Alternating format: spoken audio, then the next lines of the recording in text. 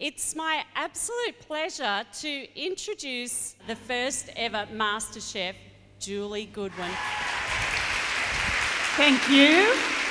And that's a very nice apron you're sporting there, Julie. Yes, I like this apron. I've actually planned to steal it after the event.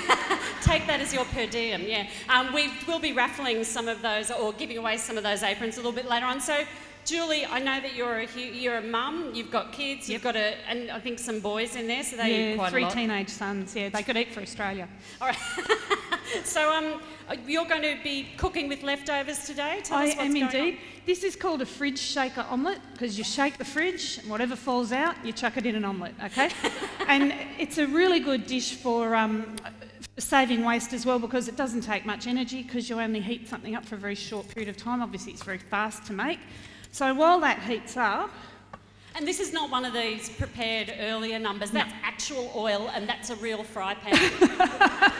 Well, these are actually leftovers from last night. We had pizza last night, and so I have literally not prepped anything for today. I went to the fridge, I shook it, and what fell out was a bit of sun-dried tomato and some sautéed mushrooms. I've got my little tri-coloured capsicum, a little bit of leftover red onion, and this is spinach, which we toss with parmesan cheese and a bit of oil, and that makes a beautiful pizza with pumpkin and ricotta and spot on. But anyway, today it's going to make an omelette, so I'll stop going on about pizza. But it could be pretty much anything. Is onion necessary for the omelette every time? No. And it can be anything. It can be little tomatoes. It can be whatever you like. Yeah. We do have our own herb garden, and we also have our own chickens. So I'm going to cook for you today with the eggs from my own chickens. And it's so beautiful to me that my scraps go into making these gorgeous sunshiny eggs.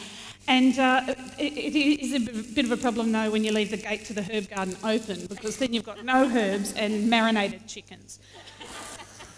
I don't see a problem there. It's happened more than once. So that's just softening down there. The other thing, if you're making a salad, for example, once you've dressed a salad, it's got to be eaten that night or thrown away because it's no good the next day. So as a cook, it kind of hurts my heart to say this a little bit, but don't dress your salad.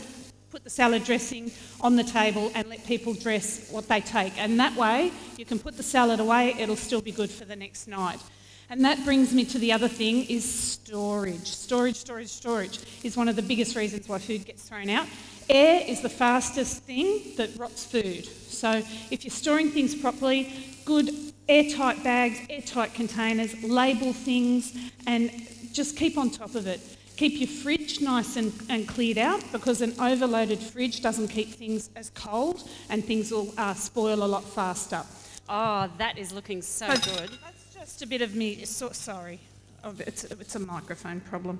See, I knew when they put a microphone on that looked like Madonna that I was not going to rock it like I'm rocking this apron. Is Julie Goodwin rocking it? Oh, yeah. Oh, you're so nice. All right, I've got one egg that already cracked, but I didn't waste it. I put it in the bowl, right? So these eggs are super fresh from my little chookies. They are. I can see the yolk is in a big ball. It's beautiful. Except the one that broke, which is in a splat.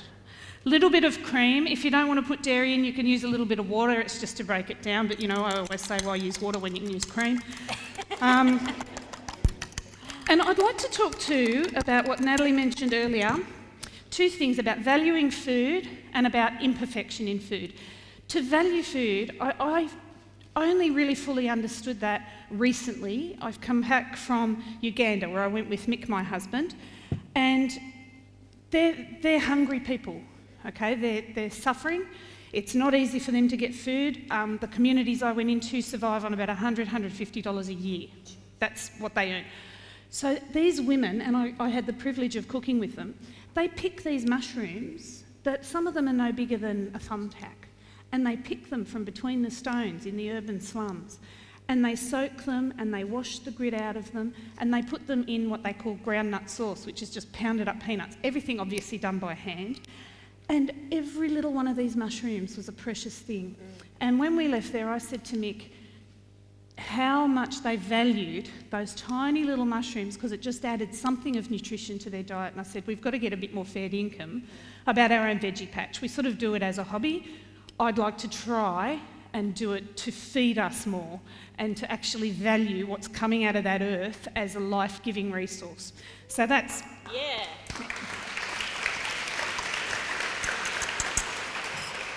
So a little bit more oil, or you can use butter if you like, and I'll just tip that in. This is the first time I've used this little electric fry pan, so if I completely bugger this up, I do have 2 more eggs. Okay. Do we have any volunteer tasters for that omelette? Oh yeah, there's the schoolgirls. Yep, good. I like that. So I just tip that in and I smoosh it round a bit, and that gives it a bit of body, but you've got to make sure at the end there's no holes. So make sure you've covered the bottom of the pan. So you can see how easy this is. It's absolutely not rocket science. You can see how easy she makes this look. So I'll let that cook for a minute. The other thing I want to talk to you about is imperfection in food. It irks me that food is rejected by supermarkets. I mean, what the? It's disgraceful, and I think it's an indictment on well, really the way we buy. My family and I, we've got a local homeless shelter. We cook there once a month. And what we cook with is rescued food. So it's the food that the supermarkets have deemed not suitable for sale anymore. So you could be insulted by that, not suitable for sale, let's give it to the homeless. This weekend, I went there on the Friday, I took home a massive crate of pumpkins that was all cut, wrapped in plastic, and had all started to go off. It looked terrible, and seriously, you wouldn't buy it from the shop. But I spent the night, you know, pumpkin, it's a real drag. Cutting, the edges off, and inside was absolutely perfect. And I roasted it all up, and I made these great big vat of roasted pumpkin soup. It was not just adequate for eating, it was really beautiful. So look a bit beyond the pitted exterior, Chuck your brown bananas in the freezer. I'm just going to go in with a little bit of sun-dried tomato. Oh, beautiful. I've sprinkled cheese over there. If I forget to tell you what I'm doing, it's because I'm too busy talking. That's good. Keep the talk coming. Not everyone's going to get a mouthful of this once I'm finished. That's a little bit of salt and pepper. You've got to season. Yeah. Oops. So the other thing, this thing I've started doing is on my way. So we've got one big, one of the big 2 supermarkets where I live, but we've also got our independent grocer just down the street a bit. Mm-hmm. So on my way to the grocer where I buy everything I can, I stop in at the big supermarket and look at their organic meat and see if there's anything reduced for quick sale. So I'll only buy it from them if I'm sure they're making a loss. So that's my way of not wasting food and sticking it to the man. So I love it. Now, my chooks would get the scraps of this, whatever I don't use in the next day or two. But I'm happy to take those home.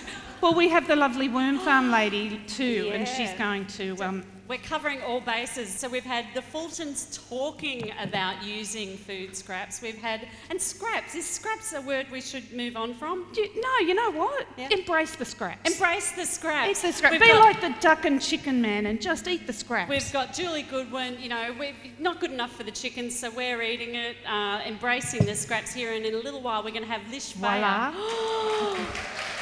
There you go, Bernie. Give that a crack. You're going to have to talk while I have a mouthful. I'm happy to talk. I'd like to tell a little story. This is similar to Margaret's mosquito story, but it's not quite as succinct. But it's a story that I believe is very empowering, and I'm directing this particularly at the beautiful schoolgirls that are here, because you guys are so young, you've got so much potential. So this is a story. Spectacular. That's what you can keep eating, Benny, but I'm just grateful that you gave that tart to Margaret and not to me. Anyway, she gave me a biscuit last time. It was very good, actually. It was very good. So there's a man, he goes for a walk along a beach, and it's dawn.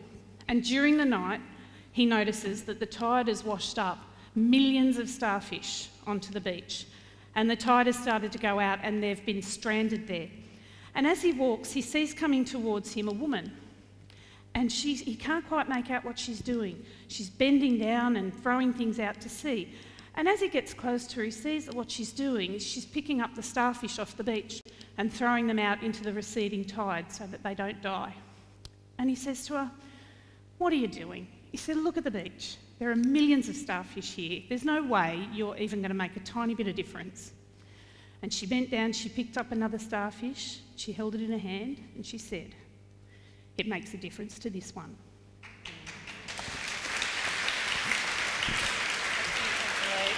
Thank you. Thank you very much. You're lovely. Thank you for Thanks. having me.